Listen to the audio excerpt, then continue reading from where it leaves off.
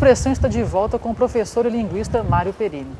Mário, a gente tem essa questão do português de Portugal, que é o português europeu, e o nosso português. Você acha que para a gente facilitar as coisas, a gente devia um pouco se desprender do português de Portugal? Não é uma questão de dever. Nós estamos nos desprendendo do português de Portugal, querendo ou não. O que separa o Brasil do Portugal são séculos de desenvolvimento independente. Então, hoje é um fato, não é uma questão de desejo, não é uma questão de deveria, é um fato que os portugueses falam uma variedade da língua muito diferente da nossa, principalmente na fala. Na fala a gente vê as diferenças muito nitidamente, todo mundo sabe disso. Mesmo na escrita, as convenções são diferentes. Não estou falando de convenções ortográficas, não. Realmente a maneira de escrever, a escolha de palavras e de estruturas gramaticais é bem diferente em Portugal e no Brasil. Então é uma coisa que está acontecendo e que acontece inevitavelmente quando duas comunidades se tornam isoladas por alguma razão. No caso do Brasil e Portugal é uma questão de uma separação geográfica, uma separação política, né? E econômica também. Nós, por exemplo, a economia do Brasil e a de Portugal são voltados para lados diferentes. Portugal é parte da Europa, muito voltado para a Europa, e o Brasil, né, na América Latina, e com contatos mais com os Estados Unidos do que com a Europa. Então é um fato, é simplesmente um fato. Eu insisto isso porque existe gente que tende a ver isso como uma questão de opção política. Não é uma opção política, é um fato... Linguística. É um fato a ser reconhecido ou não. Eu reconheço, porque eu acho que é fato. Porque a gente tem exemplos de países também colonizados por Portugal que falam um português bem próximo ao português de Portugal, né? Que é a questão de Moçambique, Angola, eles têm um sotaque bem português, assim, né? Eles se desenvolveram de forma diferente a língua deles, né? A colonização de Moçambique, por exemplo, é muito mais recente do que a do Brasil. O Brasil era um país de fala portuguesa no século XVIII. E Moçambique não é um país de fala portuguesa até hoje. Quer dizer, 10% da população de Moçambique fala português, 10%. E uma boa parte dessas pessoas aprende na escola. De modo que, por isso mesmo, a variedade moçambicana divergiu muito menos do que a brasileira. A brasileira tem uma vida própria. Nós temos uma cultura própria, por exemplo, uma indústria editorial própria, coisa que em Moçambique não ocorre. Em Angola, a população de fala portuguesa é maior. Mas justamente os portugueses dizem que os angolanos falam diferente deles. Para nós parece igual, mas é diferente. Mas novamente, embora Portugal esteja lá há 500 anos, existem populações grandes de fala portuguesa em Angola há 100 anos, 120 anos só. A gente está falando da diferença entre o português brasileiro e o português de Portugal. Mas o nosso português dentro do Brasil, que é um país de tamanho continental, ele modifica bastante. Que é a questão da regionalidade, regionalismo da língua, né? A gente tem um sotaque diferente de um mineiro, de um gaúcho, de um nordestino, de um nortista. Isso complicaria também essa, vamos dizer, reforma para poder aproximar a questão da língua falada e do ensino dessa língua?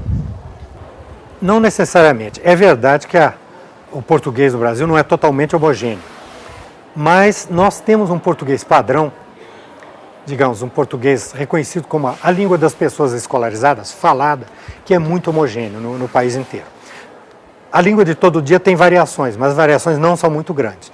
Mas são interessantes, poderiam ser parte do objeto de ensino e de discussão na escola também. Porque é interessante saber o que é que distingue linguisticamente um pernambucano de um gaúcho, né? Isso também é interessante. Agora, as variações que existem dentro do Brasil são muito pequenas comparadas com a variação Brasil-Portugal. E o português, a gente percebe quando a gente vai aprender inglês.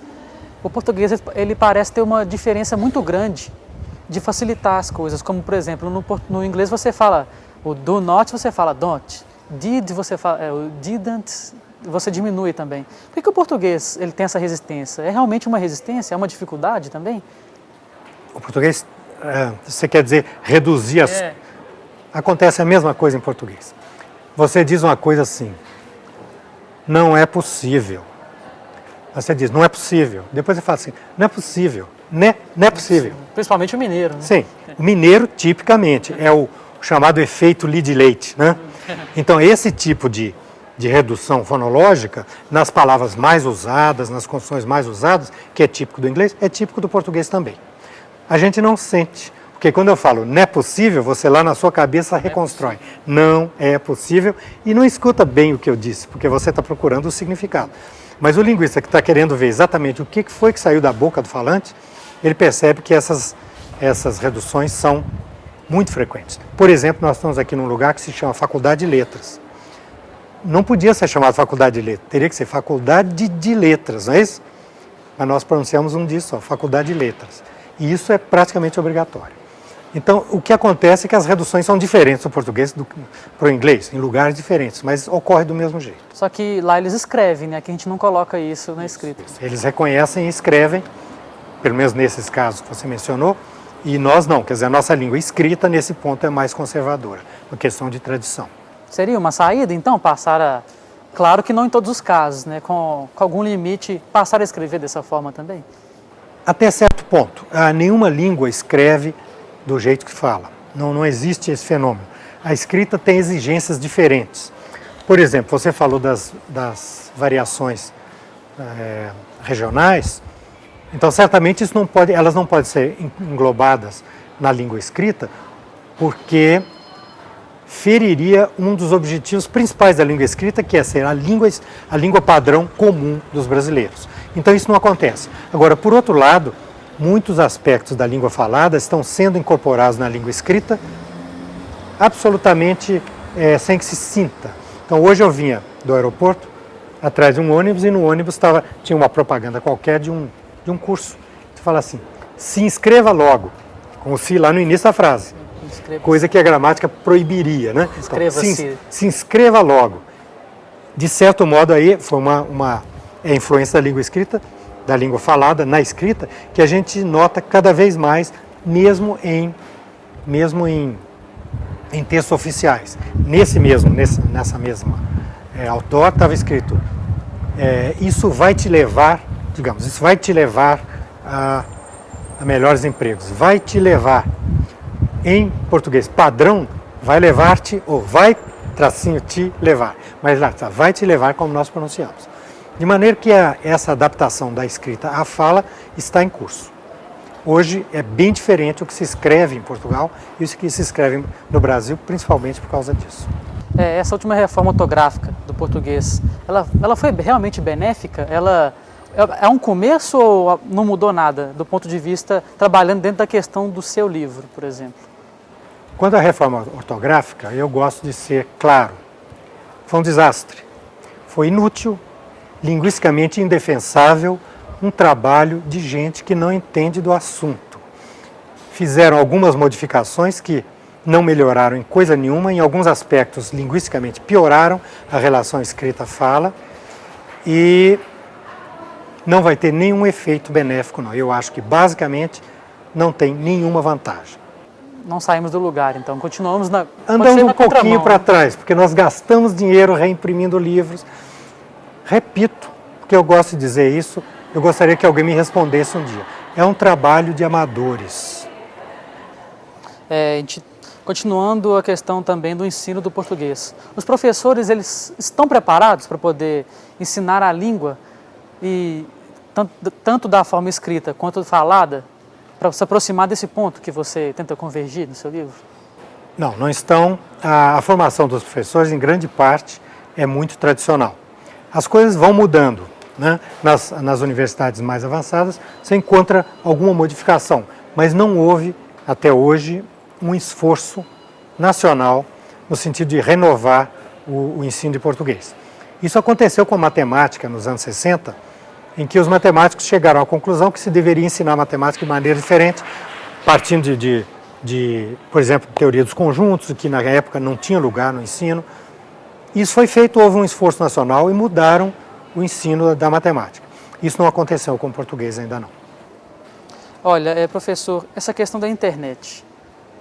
A internet também ela deveria ser levada em consideração?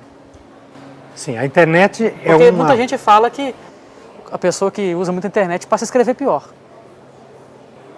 Não creio, não. A internet é um novo meio meio de comunicação escrita e que tem uma linguagem própria. Nós já vimos que rapidamente a internet se adaptou aos seus objetivos. Então é uma linguagem escrita diferente da que nós encontramos nos livros. Eu não creio que tenha efeitos deletérios, não. Eu acredito que uma pessoa pode perfeitamente distinguir se está diante de um computador conversando, né, com um amigo, num chat, ou se está escrevendo um texto. Isso eu não vejo problema, não. Eu acredito que é possível distinguir e acho que a maioria das pessoas distingue. E você percebe um efeito também dessa questão da escrita na internet na fala? Não, não vejo. Na fala até hoje não vi, não. Vi na escrita. Na escrita. É. E também deveríamos transmitir isso para os livros didáticos? A internet é uma coisa importante, né? É um tipo de linguagem diferente. Logo merece ser estudado. Não sei se é para levar os livros didáticos, mas certamente os linguistas devem se preocupar com isso e alguns já se preocupam. Querem estudar aquela variedade diferente da língua que surgiu ali no computador faz poucos anos, né? É um fenômeno muito interessante, porque foi um processo muito rápido. Pode ser estudado, está sendo estudado e potencialmente pode ser levado ao estudo também. É mais um aspecto desse fenômeno que é fundamental na sociedade, que é a linguagem, né? Que permite que a sociedade funcione. Professor, para a gente terminar, uma dica para quem quer falar bem. Uma dica para quem quer falar bem. A maioria das pessoas fala muito bem. Conheço poucas pessoas que falam mal. Agora, talvez uma dica para quem quer escrever bem. Então, leia muito e escreva de vez em quando. E se encontrar um amigo que lê o que você escreve e critica, então aproveita disso. É um aprendizado eterno. É um aprendizagem, exatamente. Professor, eu queria agradecer por ter recebido aqui na Faculdade de Letras e Expressão. Eu que agradeço e até a próxima. Expressão chega ao fim. Para fazer críticas ou sugerir temas, o e-mail é expressão@unibh.br e o telefone é 3207-2919. Até o próximo programa.